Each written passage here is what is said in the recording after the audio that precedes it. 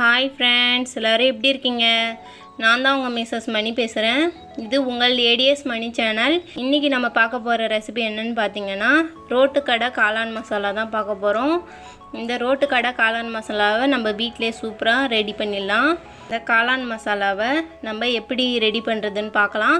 வாங்க ஃப்ரெண்ட்ஸ், வீடியோக்குள்ளே போகலாம். ஃபஸ்ட்டு நான் 1/4 கிலோ கோஸை நல்லா பொடி பொடியாக கட் பண்ணி இந்த மாதிரி கழுவி வச்சுருக்கேன். இதை நம்ம ஒரு பாத்திரத்தில் மாற்றிக்கலாம். 1 கப் மைதா மாவு நான் சேர்த்துக்கிறேன். 1/2 கப் நான் சோள மாவு சேர்த்துக்கிறேன். 1 டீஸ்பூன் இஞ்சி பூண்டு விழுது சேர்த்துக்கிறேன்.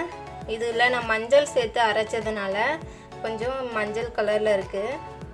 1 டீஸ்பூன் உப்பு, 1 டீஸ்பூன் மிளகாய் தூள், 1 டீஸ்பூன் கரம் மசாலா.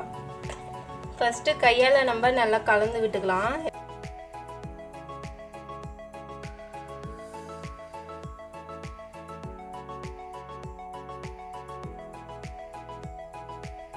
தண்ணி விட்டு இதை நல்லா போண்டா மாவு பதத்துக்கு பிசைஞ்சு எடுத்துக்கலாம்.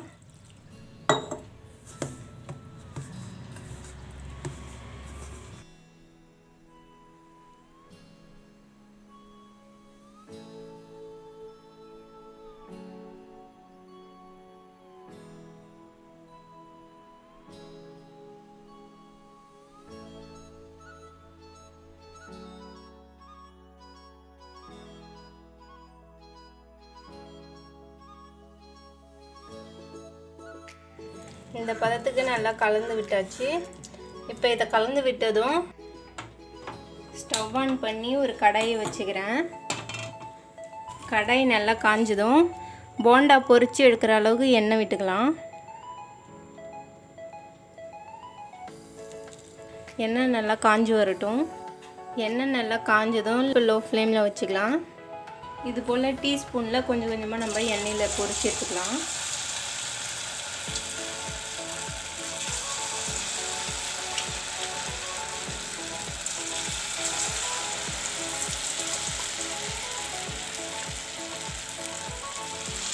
இந்த ஸ்டேஜும் போது நம்ம எடுத்து ஒரு பாத்திரத்தில் மாற்றிக்கலாம்.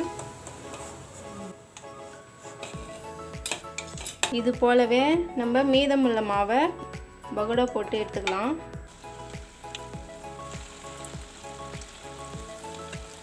இப்போ பாருங்கள் ஃப்ரெண்ட்ஸ், நான் நல்லா போண்டா மாதிரி வறுத்து எடுத்துக்கிட்டேன். இப்போ இதை குட்டி குட்டியாக நம்ம பிச்சு போட்டுக்கலாம்.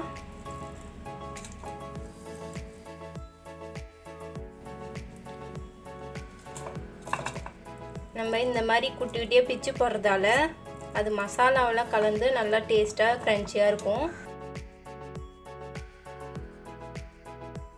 இப்போ பாருங்கள் ஃப்ரெண்ட்ஸ், நான் நல்லா குட்டி குட்டியாக நான் பிச்சு போட்டு வச்சுருக்கேன்.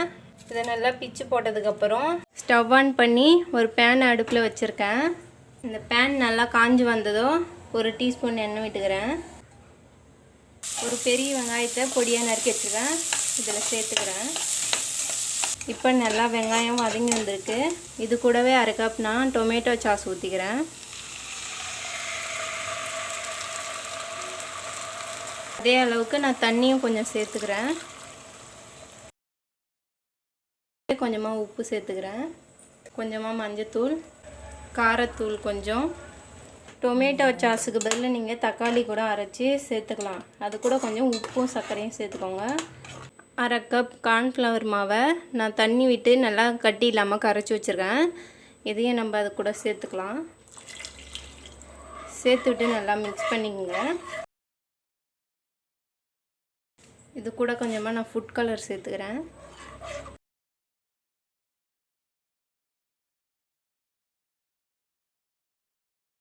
கொஞ்சம் கொஞ்சமாக பிச்சு வச்சுருக்க போண்டாவை இது கூட சேர்த்துக்கலாம். இப்போ இந்த மசாலா கூட நம்ம போண்டாவை கலந்து நல்லா கிண்டி விட்டுக்கிட்டே இருக்கலாம். மசாலா கூட போண்டா நல்லா ஊறி வரணும். உங்கள்கிட்ட கோஸ் மட்டும் இருந்தால் போதும். வீட்டில் இருக்கிற பொருட்களை வச்சு நம்ம இந்த மாதிரி ரோட்டு கடை காளான் மசாலாவை ரெடி பண்ணிடலாம். இது காளான் தான் வேணும்ல, நம்ம கோஸ் வச்சு நம்ம வீட்டில் ரெடி பண்ணிக்கலாம். இப்போ இது ரெடி ஆயிடுச்சு. இதை ஒரு பிளேட்டுக்கு சர்வ் பண்ணிக்கலாம்.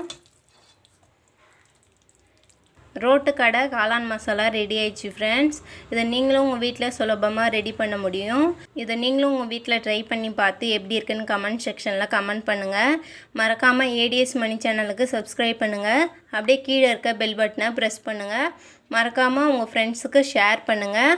இன்னொரு சூப்பரான வீடியோவில் உங்களை நான் சந்திக்கிறேன். Thank you friends.